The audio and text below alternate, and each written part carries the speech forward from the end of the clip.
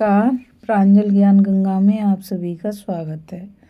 हम संक्षिप्त महाभारत का पाठ कर रहे हैं जिसमें कि उद्योग पर्व चल रहा है। कल हमने कथा में दुर्योधन का पांडवों से कहने के लिए उलूक को अपना कटु संदेश सुनाने की कथा को पढ़ा था। आज हम कथा में उलूक का पांडवों को दुर्योधन का संदेश सुनाना और फिर पांडवों का संदेश लेकर वापस दुर्योधन के पास आने की कथा को पढ़ेंगे। संजय कहते हैं, महाराज, इस प्रकार दुर्योधन का संदेश लेकर उलूक पांडवों की छावनी में आया और पांडवों से मिलकर राजा युधिष्ठिर से कहने लगा, आप दूत के वचनों से परिचित ही हैं, इसलिए जिस प्रकार मुझसे कहा गया है उसी प्रकार दुर्योधन का संदेश सुनाने पर आप मुझ पर क्रोध ना करें। युधिष्ठिर ने कहा, उलूक, तुम्हारे लिए कोई भय की बात नहीं है। तुम बेखटके अदूरदर्शी दुर्योधन का विचार सुनाओ। उलूक ने कहा, राजन महात्मा उलूक ने कहा, राजन महामना, राजा दुर्योधन ने सब कौरवों के सामने आपके लिए जो संदेश कहा है वह सुनिए। उन्होंने कहा है, पांडव, तुम राज्य हरण, वनवास और द्रौपदी के उत्पीड़न की बात याद करके जरा मर्द बन जाओ। भीमसेन ने सामर्थ्य न होने पर भी जो ऐसी शर्त की थी कि मैं तो दुशासन का रक्त पीऊंगा, सो यदि इनकी ताव हो तो पी लें। अस्त्र शस्त्रों से मंत्रों द्वारा देवताओं का आवाहन हो चुका है। कुरुक्षेत्र की कीचड़ सूख गई है और मार्ग चौरस हो गए हैं, इसलिए अब कृष्ण के साथ संग्राम भूमि में आ जाओ। तुम पितामह भीष्म, दुर्धर्ष, कर्ण, महाबली शल्य और आचार्य द्रोण को युद्ध में परास्त किए बिना किस प्रकार राज्य लेना चाहते हो? भला पृथ्वी पर पैर रखने वाला ऐसा कौन प्राणी है जिसे मारने का भीष्म और द्रोण संकल्प कर लें तथा जिसे उनके दारुण शस्त्रों का स्पर्श भी हो जाए और फिर वह जीता रहे? महाराज युधिष्ठिर, ऐसा कहे उलूक ने अर्जुन की ओर मुख करके कहा, अर्जुन, आपसे महाराज दुर्योधन कहते हैं कि तुम बहुत बकवाद करते हो। ये व्यर्थ बातें बनाना छोड़कर युद्ध में सामने आ जाओ। अब तो युद्ध करने से ही कोई काम बन सकता है। बातें बनाने से कुछ नहीं होगा। मैं जानता हूँ कि कृष्ण तुम्हारे सहायक हैं और तुम्हारे पास गांडीव धनुष भी है तथा तुम्हारे समान कोई योद्धा नहीं है। यह बात भी मुझसे छुपी नहीं है, किंतु लो, यह सब जानकर भी मैं तुम्हारा राज्य छीन रहा हूँ। पिछले 13 वर्ष तक तुमने तो विलाप किया और मैंने राज्य भोगा। अब आगे भी तुम्हें और तुम्हारे बंधु बांधवों को मारकर ही मैं शासन करूंगा। ध्रुत कीड़ा के समय जब तुम दासत्व में बंध गए थे तो उस समय अनिंदिता द्रौपदी की कृपा के बिना गदाधारी भीम और गांडीवधारी अर्जुन तो उस दासत्व से अपना छुटकारा भी नहीं पा सके थे। विराटनगर में मेरे ही कारण तुम्हें सिर पर बेड़ी लटकाकर हिजड़े का रूप बनाकर राजकन्या को नचाना पड़ा था। मैं तुम्हारे या कृष्ण के भय से राज्य नहीं दूंगा। अब तुम और कृष्ण दोनों मिलकर हमारे साथ युद्ध करो। जिस समय मेरे अमोघ बाण छूटेंगे उस समय हजारों कृष्ण और सैकड़ों अर्जुन 10 दिशाओं में भागते फिरेंगे। इस प्रकार जब तुम्हारे सभी सगे संबंधी युद्ध में मारे जाएंगे तो तुम्हें बड़ा संताप होगा और जिस प्रकार पुण्यहीन पुरुष स्वर्ग प्राप्ति की आशा छोड़ बैठता है, उसी प्रकार तुम्हारी पृथ्वी का राज्य पाने की आशा टूट जाएगी। इसलिए तुम शांत हो जाओ। पांडव लोग तो पहले ही से क्रोध में भरे बैठे थे। उलूक की ये बातें सुनकर वे और भी गर्म हो गए और उन्हें और गुस्सा आ गया और विषधर सर्पों के समान एक दूसरे की ओर देखने लगे। तब श्री कृष्ण ने कुछ मुस्कुराकर उलूक से कहा, उलूक, तुम जल्दी ही दुर्योधन के पास जाओ और उससे कहो कि हमने तुम्हारी बातें सुन ली हैं, तुम्हारा जैसा विचार है वैसा ही होगा। भीमसेन कौरवों के संकेत और भाव को समझकर क्रोध से आग बबूला हो गए और दांत पीसकर उलूक से कहने लगे कि मूर्ख दुर्योधन ने तुमसे जो जो बातें कही हैं वे सब हमने सुन ली। अब मैं जो कुछ कहता हूँ सुनो। तुम सब क्षत्रियों के सामने सूत पुत्र कर्ण और अपने पिता दुरात्मा शकुनी के सुनते हुए दुर्योधन से यह कहना, पांडव रे दुरात्मन, हम जो अपने ज्येष्ठ भ्राता धर्मराज युधिष्ठिर की प्रसन्नता के लिए सदा से तेरे अपराधों को सहते रहे हैं, मालूम होता है हमारे उन उपकारों का तेरे हृदय में कुछ भी आदर नहीं है। धर्मराज अपने कुल के कल्याण के लिए ही आपस में मेल कराना चाहते थे, इसी से उन्होंने श्री कृष्ण को कौरवों के पास भेजा था, किंतु अवश्य ही तेरे सिर पर काल नाच रहा है, इसी से तू यमराज के घर जाना चाहता है।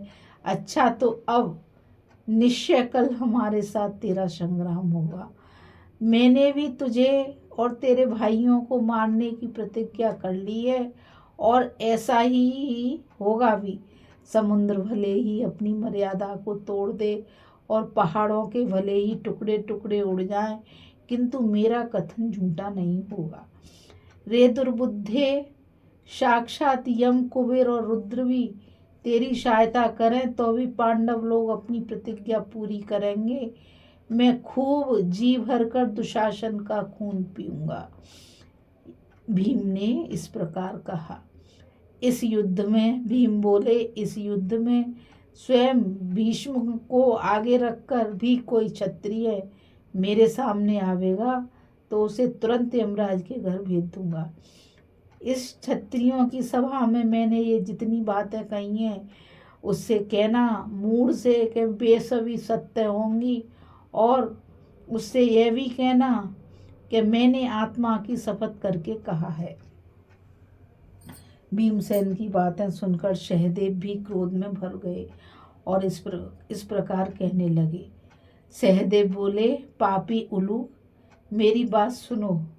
तुम अपने पिता से जाकर कहना कि यदि राजा धृतराष्ट्र से तुम्हारा संबंध ना होता तो हम में यह फूट ही ना पड़ती।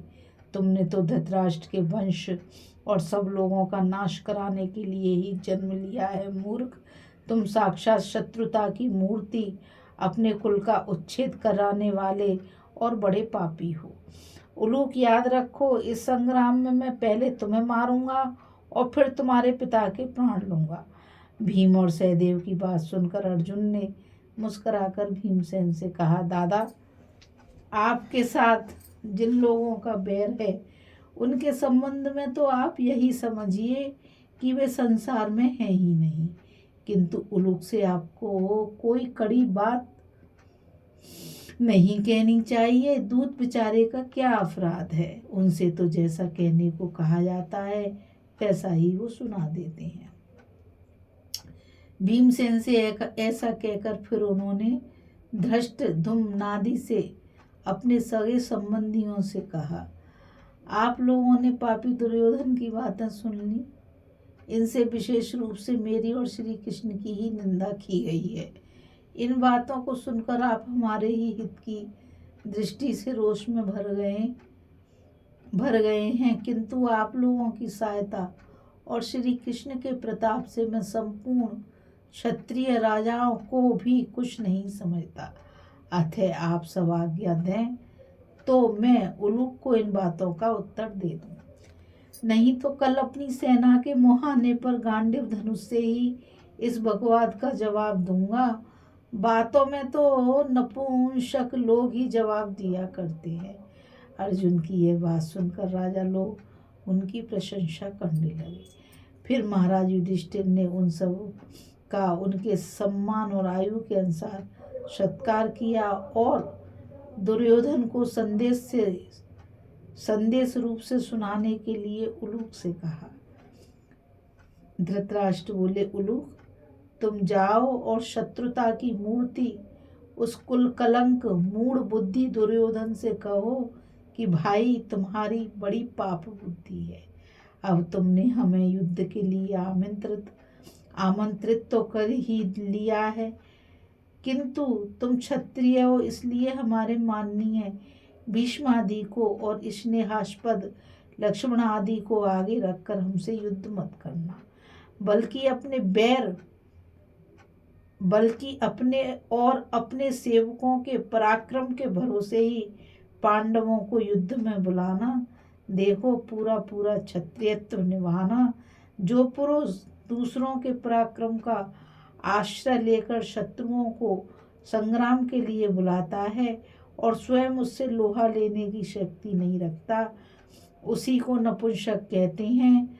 तो दुर्योधन से कहना कि जिन लोगों के ऊपर वो घमंड कर रहा है, तो दूसरों के ऊपर घमंड करने से कोई फायदा नहीं है, क्योंकि वह खुद एक नपुंसक है और एक मर्द की तरह आकर युद्ध भूमि में सामना करे। श्री कृष्ण ने कहा, उलूक इसके बाद तुम दुर्योधन से मेरा संदेश कहना कि अब कल ही तुम रणभूमि में आ जाओ और अपनी मर्दानगी दिखाओ। तुम जो ऐसा समझते हो कि कृष्ण युद्ध नहीं करेगा, क्योंकि पांडवों ने इससे अर्जुन का सारथी बनने के लिए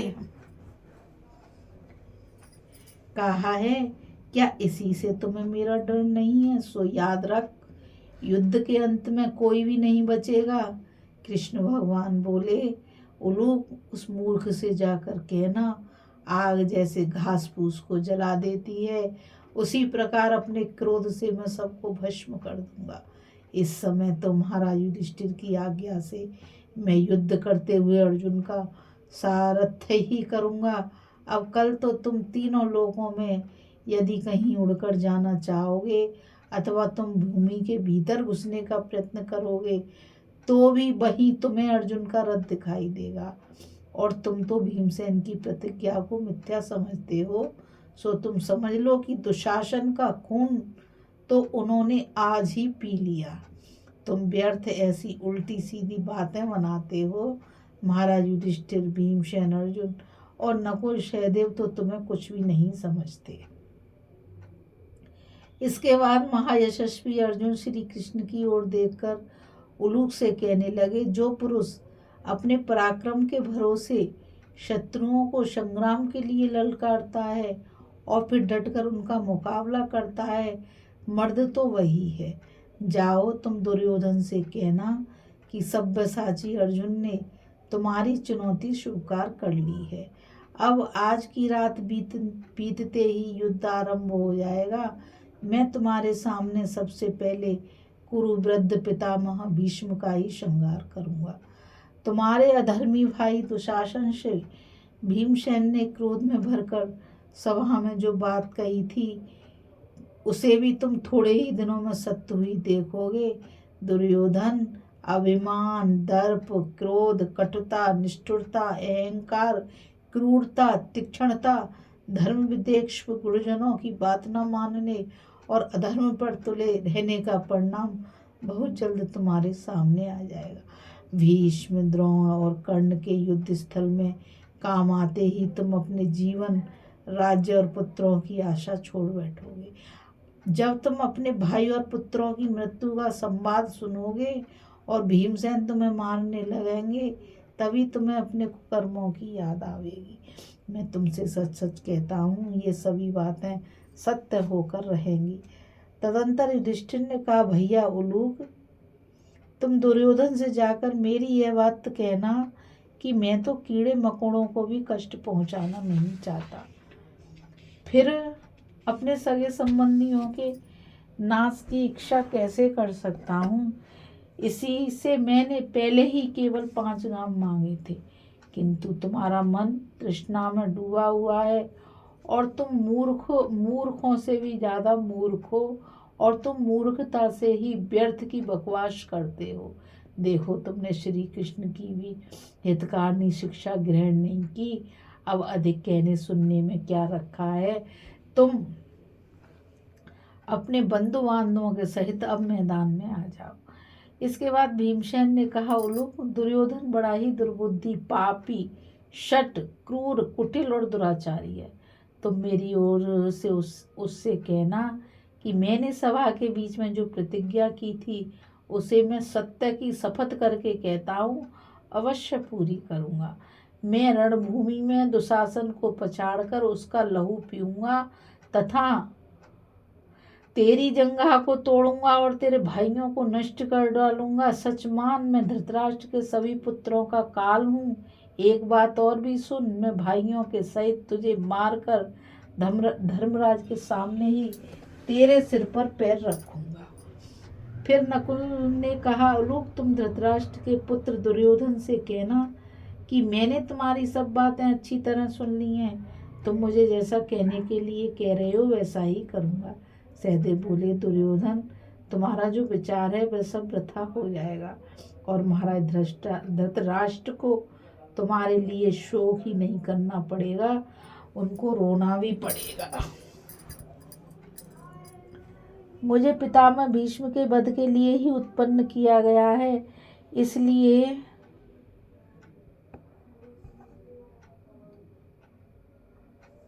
इसके पश्चात शिखंडी ने कहा, निस्संदेह विधाता ने मुझे पितामह भीष्म के वध के लिए ही उत्पन्न किया है, इसलिए मैं सब धनुर्धरों को देखते देखते उन्हें धराशायी कर दूंगा।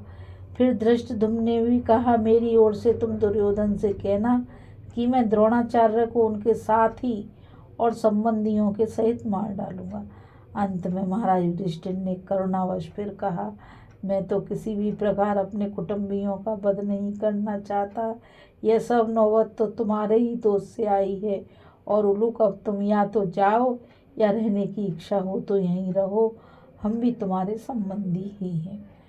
तब उलूक महाराज युधिष्ठिर की आज्ञा पा दुर्योधन के पास आया और उसे अर्जुन का संदेश ज्यों का त्यों सुना दिया।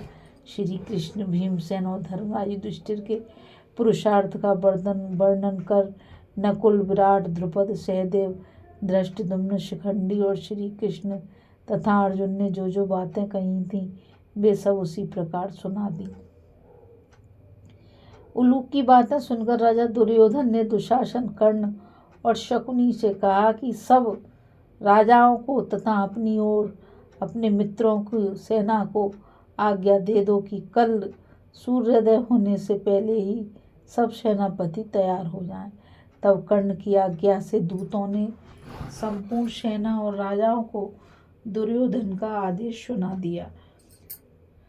इधर उलूक की बातें सुनकर कुंती नंदन युधिष्ठिर ने भी धृष्टद्युम्न के नेतृत्व में अपनी चतुरंगणी सेना का कूच करा दिया। महारथी भीम और अर्जुन आदि सब ओर से उसकी देखभाल करते चलते थे। इसके बाद महान धनुर्धर धृष्टद्युम्न थे। उन्होंने जिस वीर का जैसा बल और जैसा उत्साह था उसे उसी कोटि के प्रतिपक्षी से युद्ध करने की आज्ञा दी। अर्जुन को कर्ण के साथ, भीमसेन को दुर्योधन के साथ, धृष्टकेतु को शल्य के साथ, उत्तमौजा को कृपाचार्य के साथ, नकुल को अश्वत्थामा के साथ, शैब्य को कृतवर्मा के साथ, सात्यकी को जयद्रथ के साथ और शिखंडी को भीष्म के साथ युद्ध करने के लिए नियुक्त किया गया। इसी प्रकार सहदेव को शकुनी से, चेकितान को शल से, द्रौपदी के 5 पुत्रों को त्रिगत वीरों से और अभिमन्यु को वृषसेन तथा अन्य राजाओं से भिड़ने का आदेश दिया, क्योंकि वे उसे संग्राम भूमि में अर्जुन की अपेक्षा भी अधिक शक्तिशाली समझते थे। इस प्रकार सब योद्धाओं का विभाग कर अपने भाग में द्रोणाचार्य को रखा और फिर पांडवों की विजय के लिए रणांगण में सुसज्जित होकर खड़े हो गए। इस कथा में बस इतना ही। अभी हम कथा में उलूक का पांडवों को दुर्योधन का संदेश सुनाने की कथा को पढ़ रहे थे और इस कथा में आगे हम दुर्योधन का भीष्म जी के मुख से अपनी सेना के रथी और अतिरथियों का विवरण सुनेंगे। इस कथा में बस इतना ही। मुझ गीता रावत को आज्ञा दीजिए। कल फिर मिलेंगे एक नई कथा के साथ। और मैं आप सभी से यही कहना चाहूँगी कि इस चैनल को आप सभी ज़्यादा से ज़्यादा लाइक, शेयर और सब्सक्राइब कीजिए ताकि यह अमूल्य ज्ञान अधिक से अधिक लोगों तक पहुँच सके। राधे राधे। जय श्री कृष्णा। नमस्कार।